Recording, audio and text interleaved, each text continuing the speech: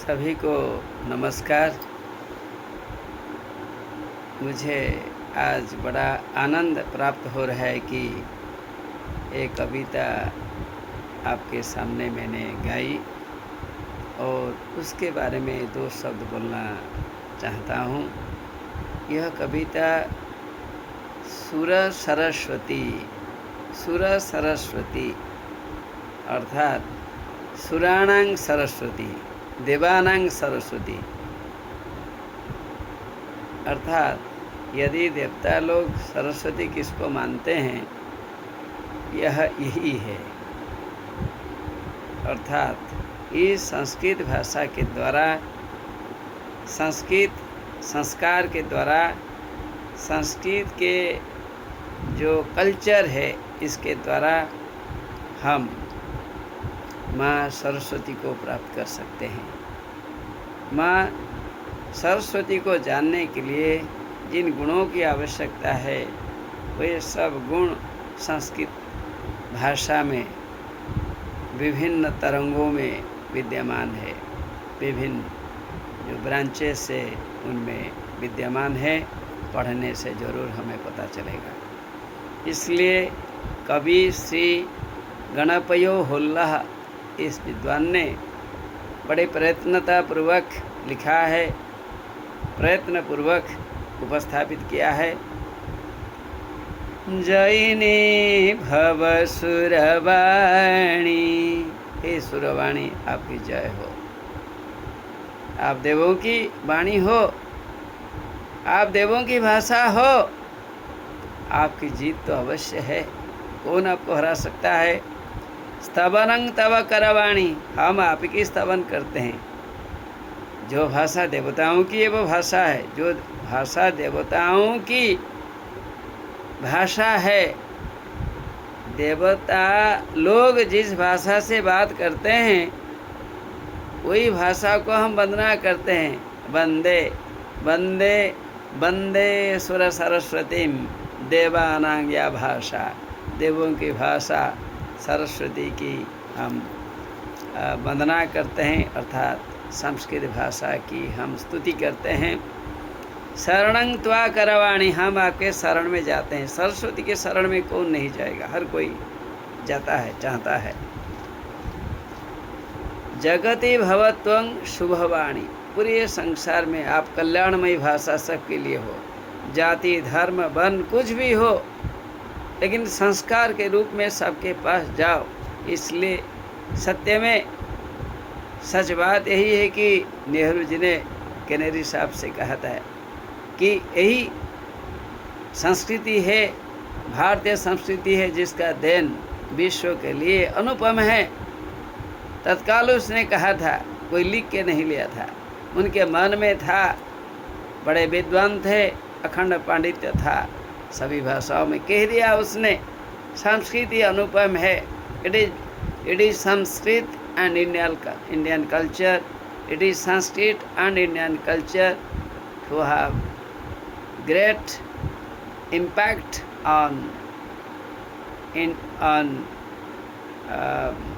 the world culture, to define world culture. The contribution of Sanskrit and Indian culture stand above all.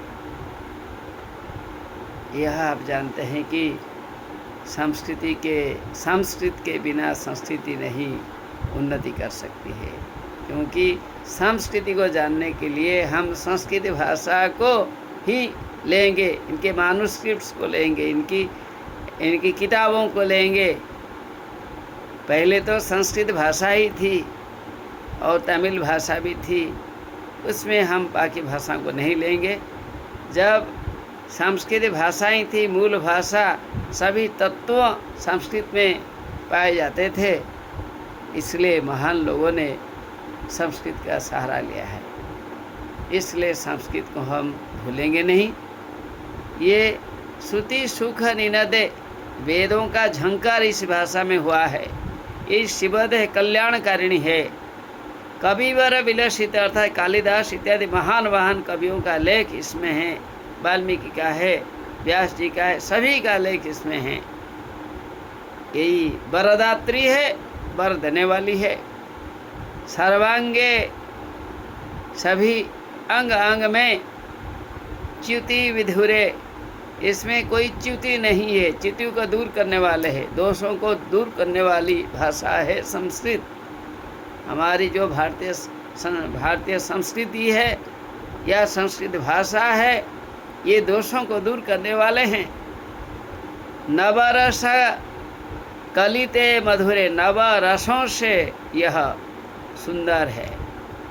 एक रस नहीं है, करुण कहने से नहीं होगा कि आदि रस को ले लेंगे, करुण रस को ले लेंगे, जो कि रामायण लिखा गया है, बाकी साहित्य में बाकी रसों में आए हैं, हम इन्हें फेंक नहीं सकते हैं।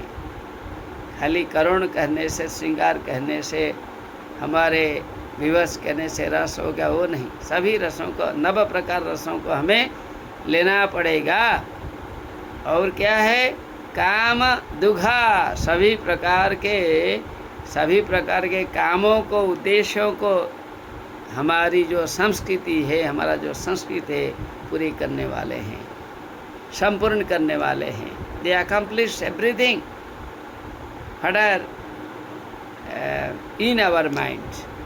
We possess many things. We have many questions. Many questions can be solved by our Indian culture. धरसि सनातन धर्मम, सनातन धर्म को आप ही पकड़ के रखे हो। जनयसी भाषा जालम, और जो भाषा में जो जाल है, हर भाषाओं में संस्कृत भाषा मिली हुई है, तो भाषाओं को बांधने के लिए आप जाल जैसे काम करते हो। यह संस्कृत भाषा जाल जैसे काम करती है, छोटा नहीं है। वर्षसी गीतामृत धारम, गीता का जो अमृतमयी बातें, गीता में जो अमृतमयी बातें हैं, ये सब संस्कृत भाषा में ही हैं, इसलिए हम संस्कृत को निकार नहीं सकते। वदसी सदा श्रुतिम अखिलाम, 4 वेदों को कहने वाली भाषा संस्कृत है। ह्लाद युक्ता आनंद दायिनी है, आह्लाद दायिनी है, आनंद प्रदायिनी है, नित्य आनंद देने वाली है, और प्राणों को आनंद करने वाले हैं। जीवनानंद है, जीवन में आनंद भरने वाले हैं। भुवनानंद है, विवेकानंद है, ये सभी आनंदों से परिपूर्ण है। ब्रह्मानंद है, क्या इसमें कमी है? वृद्धिमिता, और ये संपूर्ण वृद्धि को संस्कृत भाषा प्राप्त की है। यह हमारा जो संस्कार भाषा, हमारी भारतीय संस्कृति सभी में परिपूर्ण है, कोई किसी भी प्रकार की कमी उसमें नहीं है। इसलिए बड़े सुंदर ढंग से कवि ने गाया है, धरसि सनातन धर्मम जनयसि भाषा जालम, वर्षसि गीतामृत धाराम, वदसि सदा श्रुतिमखिलाम, ह्लादयुता त्वं वृद्धिमिता। आप आह्लाददायिनी हो, आप संपूर्ण रूप में समृद्ध हो। क्या कवि ने नहीं लिखा है? और खाली वेदों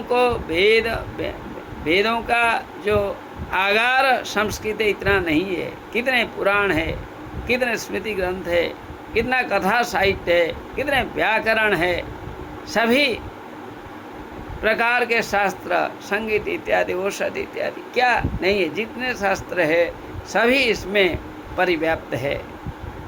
हमारा चिकित्सा शास्त्र इसी में परिव्याप्त है, क्या नहीं है? सभी भाषाएं इसी भाषा के द्वारा पुष्टि को प्राप्त की हैं। अनुपम है भाषा, इसलिए उसने काम दुघा भी कहा है। ज्ञान सुधा, ज्ञान की अमृतमयी वाणी, कहीं ज्ञान का अमृत है, ज्ञान सुधा, ये ज्ञान देने वाली है, जो ज्ञान कभी मरने वाला नहीं है। अमृतमयी भावना संस्कृत भाषा से या भारतीय संस्कृति से हमें प्राप्त होती है। दोषों को दूर करने वाली है, सभी प्रकार के कल्याणदायिनी है, सुंदर रूप में कवि ने गाया है।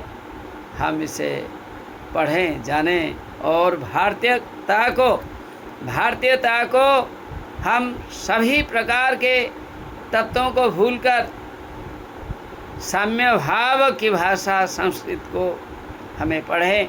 साम्यवाद की भाषा को बहने वाली जो भारतीय संस्कृति इंडियन कल्चर है उसे जाने। Let you know Indian culture and Sanskrit, those are very very important in building our personality, making our personality and making our great India. For forming great India, these two concepts or two gifts, that is Indian culture and Sanskrit language, are unique.